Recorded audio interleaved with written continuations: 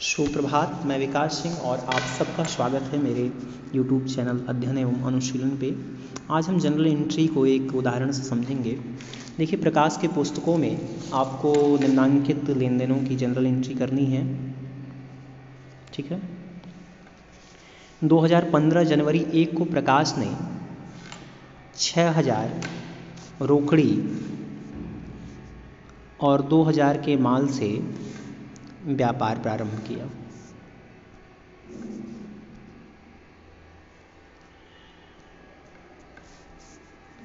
जनवरी 2 को रमेश से माल खरीदा है 15,000 का।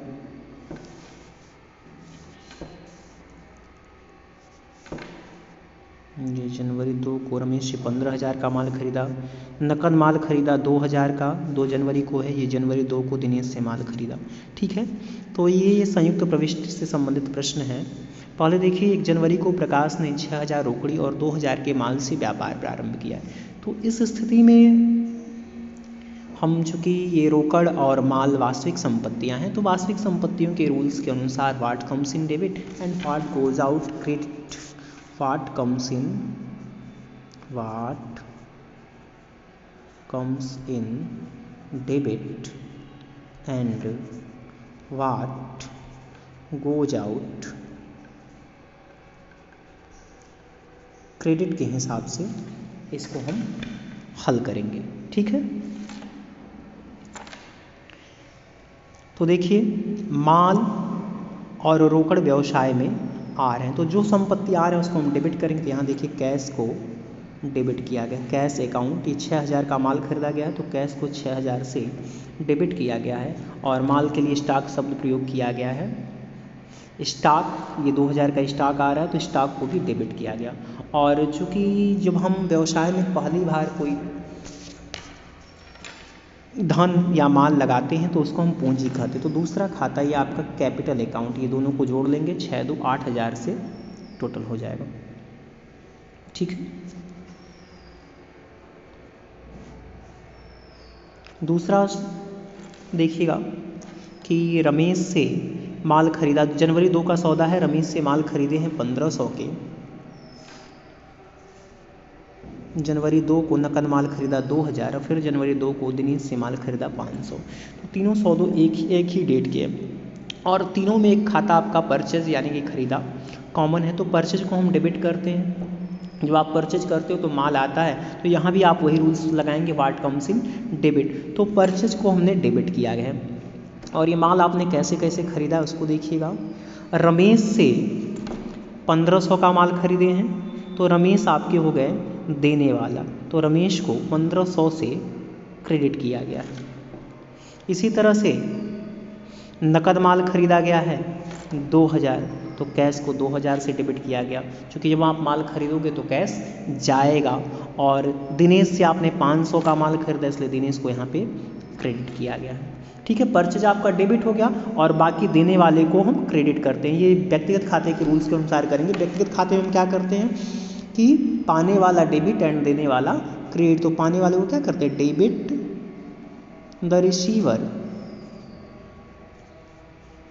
And credit the giver. ठीक है। पाने वाले को हम क्या करते हैं, डेबिट करते हैं, और देने वाले को क्रेडिट करते हैं। तो रमेश हो गए और दिनेश हो गए, ये आपको माल देने वाले, उधार देने वाले, तो देने वाले को क्रेडिट किया गया है। और जब आप नकद माल खरीदते हो तो आपके पास से कैश जाएगा, तो व्हाट गोज आउट क्रेडिट के रूल से आपका कैश 2000 से क्रेडिट हो जाएगा। ठीक है। अगला देखते हैं। फिर 3 जनवरी का सौदा देखिएगा। मोहन को माल बेचा 1000। मोहन को आप 1000 का माल बेच रहे हो। जनवरी 3 को फिर राम को माल बेचा 200। जनवरी 15 रमेश को रोकड़ दी 1500।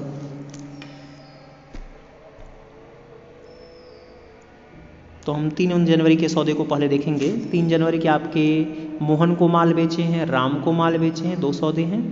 ठीक है। तो बेचना और सेल्स को हम क्या करते हैं, क्रेडिट करते। जब आप सेल्स करते हो तो माल जाता है, आपके पास से माल जाएगा, तो व्हाट गोज आउट क्रेडिट वास्तविक खाता है, वास्तविक खाते के रूल्स के अनुसार से हम सेल्स को क्रेडिट करते हैं। और मोहन हो जाएंगे आपके पाने वाले, तो मोहन को आपका क्या कर दोगे, डेबिट कर दोगे। इसी तरह से राम को माल बेचें तो राम भी हो जाएंगे पाने वाले, तो राम को आप डेबिट कर देंगे। ठीक है, देखिए इसको, यहाँ देखिए कहाँ गया,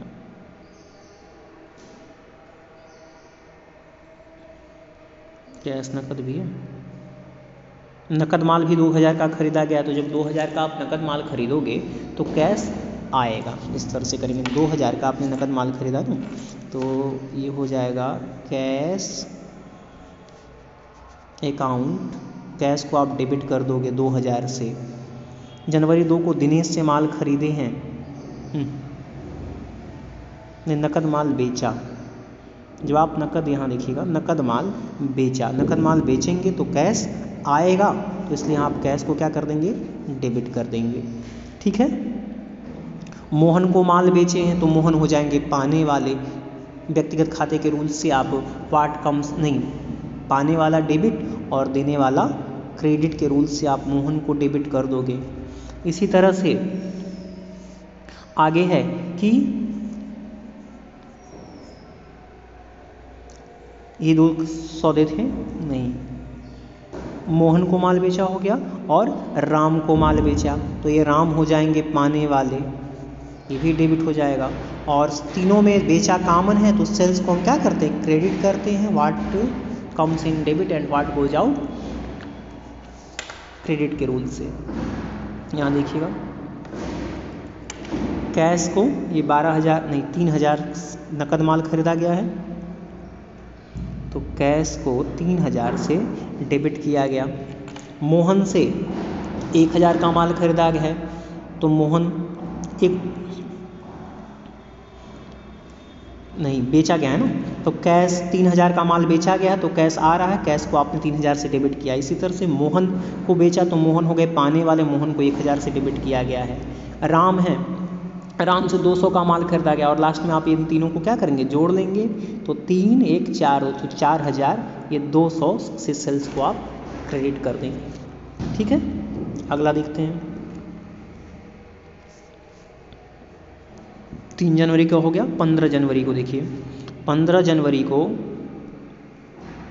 रमेश को रोकड़ दी 1500 और जनवरी 15 दिनेश को रोकड़ दी 500। ठीक है, ये 2 सौदे 15 जनवरी को है। रमेश को रोकड़ दी, तो रमेश हो गए पाने वाले, रमेश पाने वाले को हम क्या करते हैं, डेबिट करते हैं।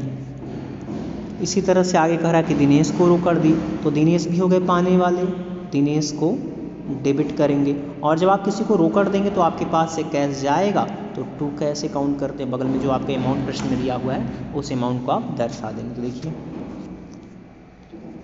देखिए रमेश को 1500 रोकड़ आपने दिया, दिनेश को 500 रोकड़ दिया, और कैश को आप क्रेडिट कर देंगे, दोनों को जोड़ के 15, 5, 2000।